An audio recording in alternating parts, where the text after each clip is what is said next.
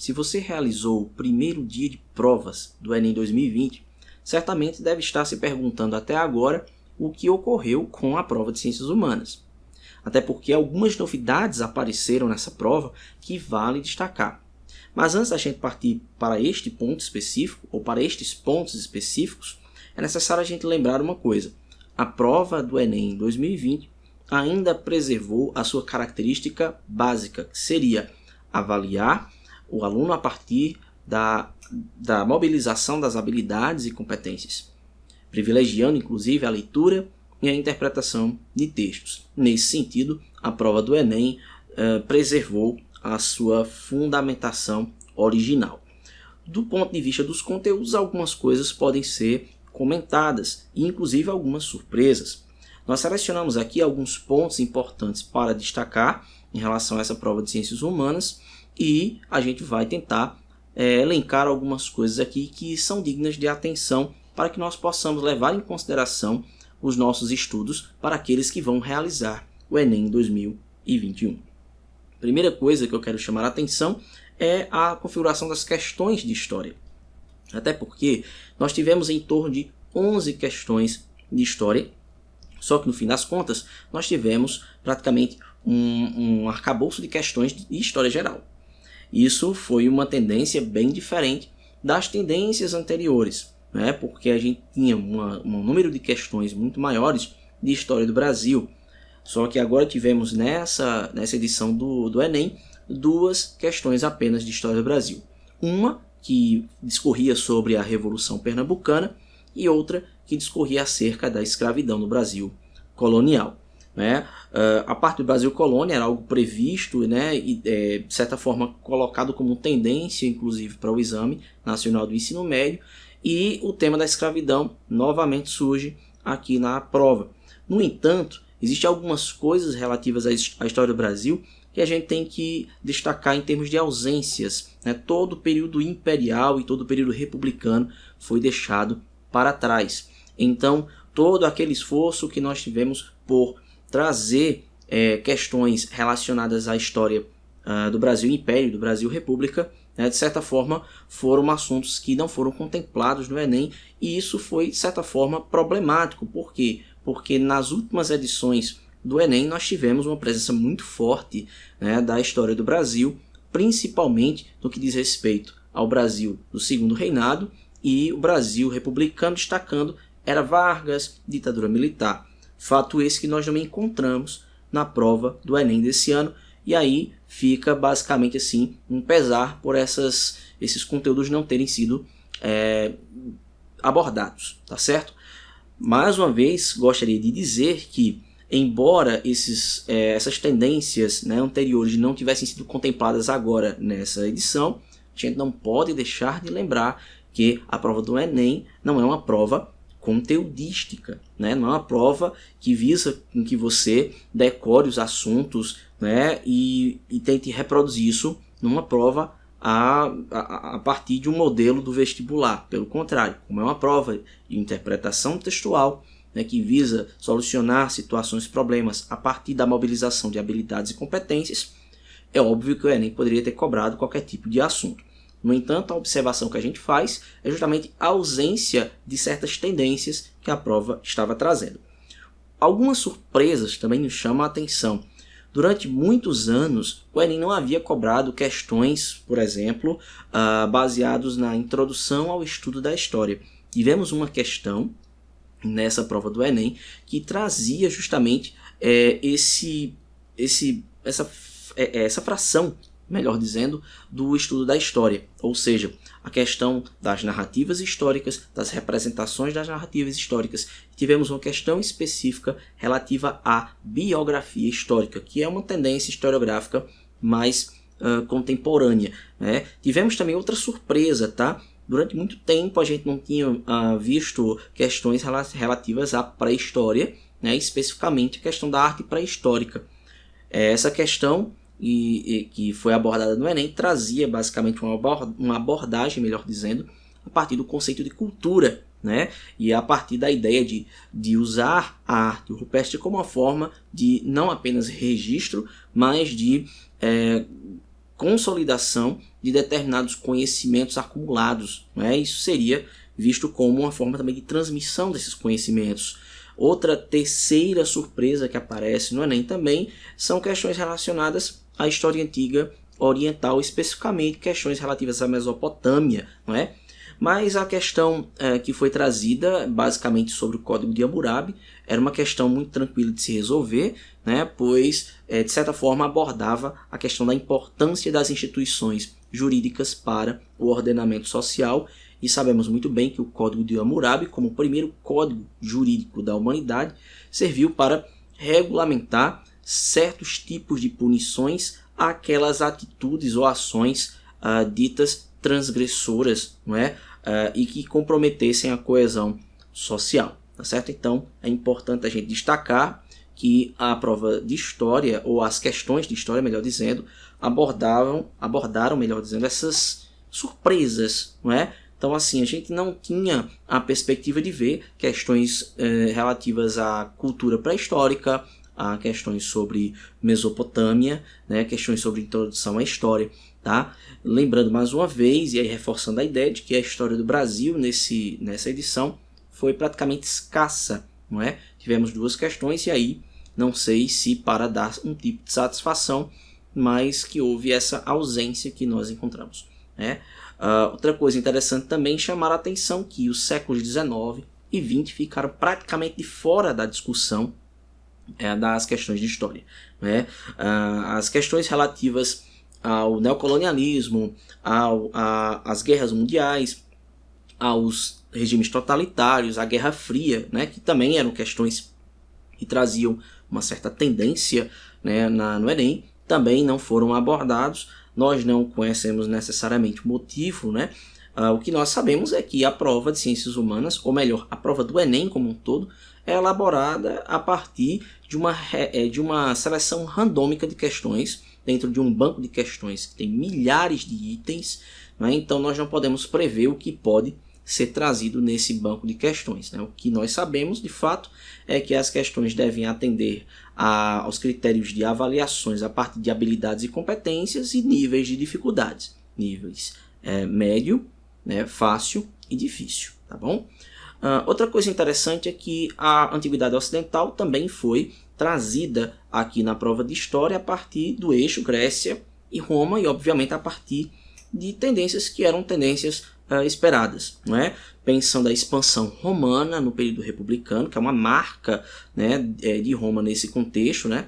Antes, né, do século I a.C., né? Vemos também, por exemplo, questões relativas à expansão do cristianismo, né, que aí é dentro do contexto do Império Romano, tá? E discute justamente a questão da perseguição religiosa aos cristãos, que eram vistos como grupos dissidentes, e que contestavam a ordem no Império Romano naquele contexto. Outra coisa que se destaca é o papel da Grécia Antiga na prova do Enem, discutindo-se mais uma vez a noção de democracia, tá certo? De democracia ateniense como um marco identitário dos atenienses em relação a outras experiências políticas na Grécia Antiga, tá?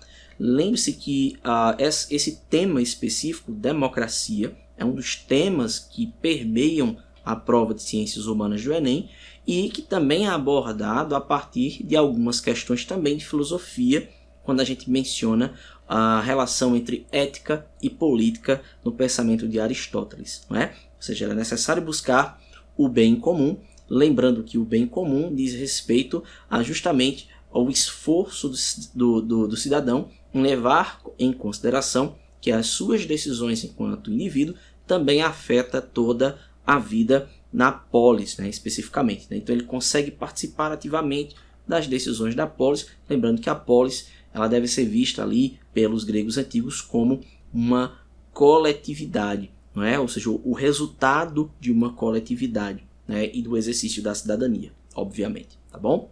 Outra coisa que eu coloquei aqui para destacar também a ideia de que o mundo moderno foi também explorado, mas de maneira muito rarefeita, a partir das discussões em torno das reformas religiosas. levando, né, a ênfase ao papel do indivíduo no contexto de interpretar os textos sagrados, né, e de interpretar o mundo ao seu redor. Isso como uma consequência do pensamento renascentista, né, que trouxe o ser humano de volta ao lugar de protagonismo no que diz respeito à história, no que diz respeito às experiências políticas, no que diz respeito a pensar o seu lugar no contexto da natureza, né? Como um sujeito pensante, como um sujeito racional, portanto, um sujeito importante, tá bom? Para fechar essa parte de história, eu gostaria também de destacar que o ideário burguês também foi enfatizado nas questões de história, com questões sobre Revolução Francesa, tá bom? Trazendo a ideia da discussão sobre a paridade dos cidadãos em torno da lei, né? Porque você tem ali uma questão que tratava sobre a Declaração dos Direitos do Homem e do Cidadão, né? Que é um documento fundante desse mundo burguês, dessa idade contemporânea, que vai surgir a partir desse fundamento de igualdade, de liberdade, de propriedade, que foram, né, ideários pregados pelas doutrinas sintetizadas pelo iluminismo, melhor dizendo, tá bom? Vimos também que esse ideário burguês é explorado no contexto da formação dos Estados Unidos. Você tem uma questão, que mencionava um texto do Alex Tocqueville, que vai discutir justamente a particularidade da democracia americana a partir da chamada lei de sucessão, ou das leis de sucessão, tá?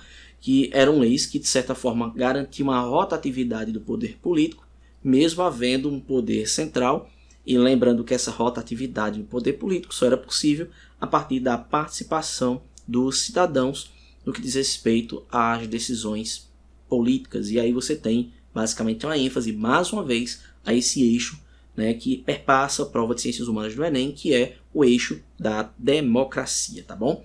Partindo para a parte de Sociologia, você tem um número menor de questões, tá certo? Mas você tem basicamente uma discussão muito interessante no que diz respeito às políticas públicas em educação, trazendo aquela ideia de valorizar as particularidades do indivíduo e a pluralidade dos sujeitos, né? Por isso, criar um modelo educacional que vise trazer não somente igualdade, mas equidade, né? Levando em consideração que cada sujeito possui uma particularidade diferente, e isso é importante para a formação de um sujeito social, um sujeito ativo, crítico, né? E basicamente um sujeito que saiba viver no contexto de exercício de cidadania. Tivemos também questões relativas à apropriação cultural, tá certo? Então você tem basicamente uma questão que falava sobre a apropriação ou afrancesamento de práticas da dança francesa na quadrilha, né? Que era uma expressão da cultura popular aqui no Brasil. Então expressões e movimentos da dança francesa sendo transferidas para a realidade cultural brasileira, e você tem aí basicamente uma questão que discutia a ideia de apropriação cultural, tá certo? Então trazendo a noção de que as culturas elas são dinâmicas, elas dialogam entre si, e essas culturas, ao dialogarem entre si, né, provocam os chamados hibridismos, não é? Ou as aculturações. Então isso é resultado justamente desse caráter da cultura que é a dinamicidade, tá bom? Outra coisa importante é pensar que as questões de sociologia também, de certa forma, dialogavam com a dimensão social do trabalho, a partir da concepção protestante, tá? De ascese intramundana, ou seja, a ideia de interferir no mundo a partir do trabalho, né? Então você tem uma visão positiva do trabalho, principalmente a partir da concepção calvinista, né? Que valorizava o trabalho e transformava o trabalho como um elemento que levava os homens a se aproximarem mais de Deus, uma vez que o trabalho dignifica o homem, o trabalho aproxima mais o homem de Deus, no sentido de que se Deus é um sujeito ativo, se Deus é um sujeito que trabalha, o homem também reflete essa imagem e semelhança de Deus a partir do exercício virtuoso do seu trabalho. Outro tema abordado pela prova de Sociologia é justamente a ideia da feminização do trabalho, ou no mundo do trabalho, a partir da década de 70. Isso na questão de número 70 da prova amarela, tá bom? Basta pensar que as mulheres, elas, embora estivessem inseridas no mercado de trabalho, né, ainda enfrentam muitos desafios, né, principalmente porque essas mulheres não conseguiram se inserir em um ambiente de trabalho, né, com altos postos, né, de funções. Isso por conta da permanência de alguns aspectos da sociedade patriarcal que ainda sustenta, né, a visão de que o homem ele é um líder inato e que a mulher ainda ela está pouco preparada para essa vida de liderança, já que ela naturalmente foi feita para o lar, né, ou para outras responsabilidades familiares. Então, veja que a questão, inclusive, traz uma discussão importante, no sentido de que é necessário superar essas heranças ainda de um patriarcado, né, para que as mulheres possam ser vistas como sujeitos que possuem direitos também de ocupar melhores espaços no mercado de trabalho, né? Então, essa questão nos traz essa discussão muito importante e muito pertinente. No que diz respeito às questões de filosofia, eu havia inclusive enunciado antes, né, a ideia de que há uma relação entre o pensamento filosófico político antigo, né, em Aristóteles, e a relação disso com questões éticas. Então veja que Aristóteles mais uma vez aparece na prova de ciências humanas, né, então é uma tendência que permaneceu nessa edição.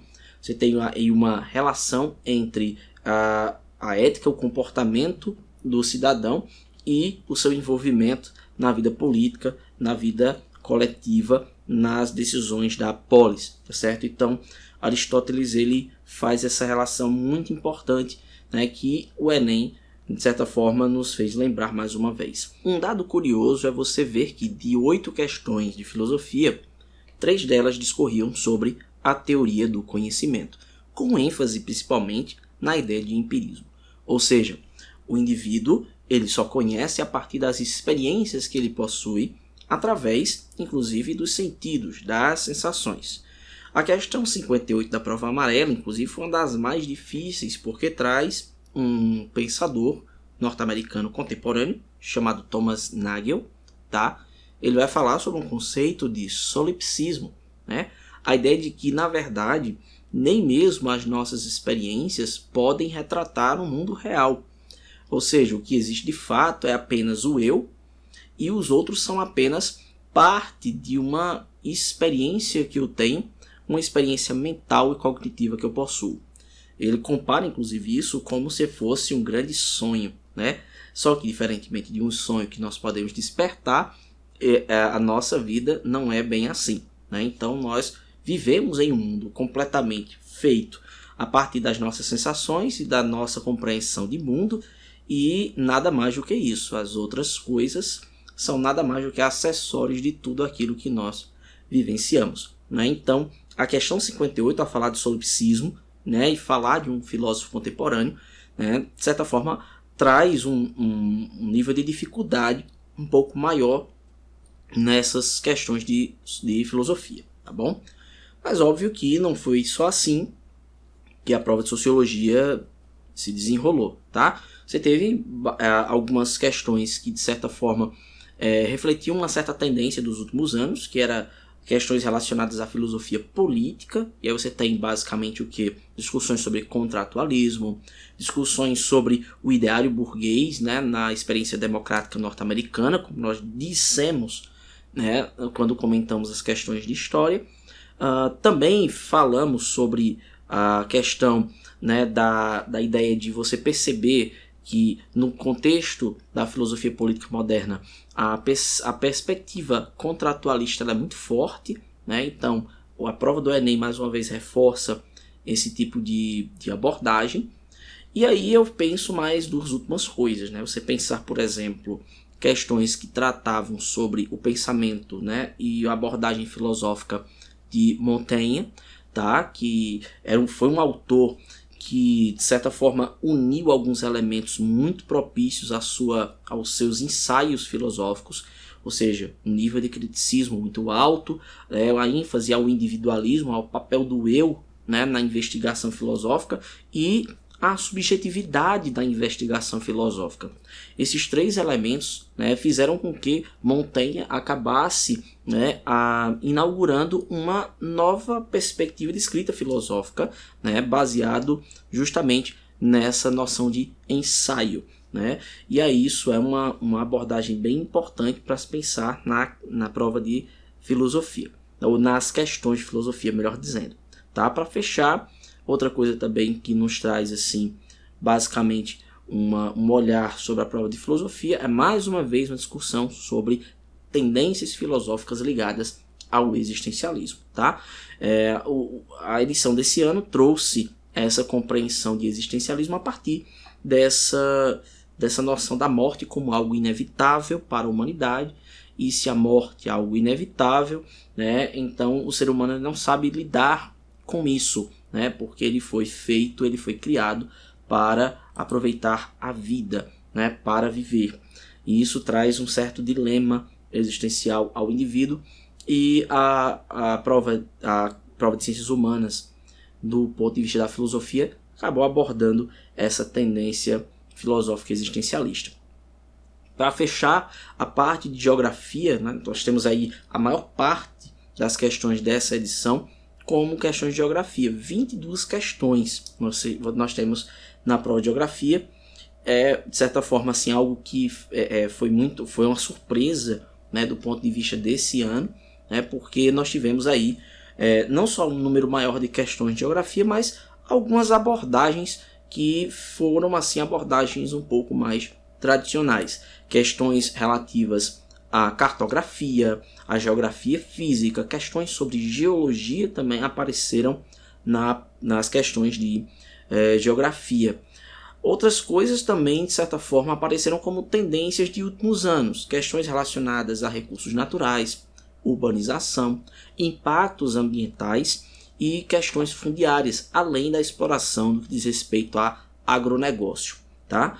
Temas relacionados à geopolítica também apareceram, e é muito importante pensar que a prova de Ciências Humanas do Enem, na parte de geografia, também acabou preservando algumas coisas. Mas é importante também destacar, essas questões de geografia acabaram também elaborando, né, ou abordando, melhor dizendo, algumas coisas relativas a uma geografia mais tradicional, né, que trazia questões relativas, como eu acabei de falar, a geologia, a cartografia, a uma geografia física. Né? Então você teve basicamente assim, questões relativas à geografia humana muito pouco abordadas ou muito pouco profundas, né? Que suscitavam pouco debate, melhor dizendo. Né?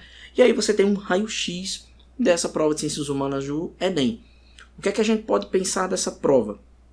No fim das contas, embora fosse uma prova que trouxe essas surpresas, né, inclusive principalmente a parte de história, que de certa forma assim, foi uma das maiores surpresas na prova de Ciências Humanas, enfim, no fim das contas nós tivemos uma prova que preservou ao menos essa abordagem por habilidades e competências e enfatizando leitura e interpretação de texto. Qual é a dica que eu lhe dou?